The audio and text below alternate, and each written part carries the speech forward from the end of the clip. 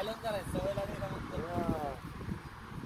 चालू डोक्यातून उभा राहतो किती घेतो त्या दीड वर्षा आडनाव काय आहे? 12 रुपये. मम्मी याची शूटिंग झाल्यानंतर मी खेळणार आहे परत. दोन्ही पाय टाकवायचे दोन्ही पाय टाकवायचे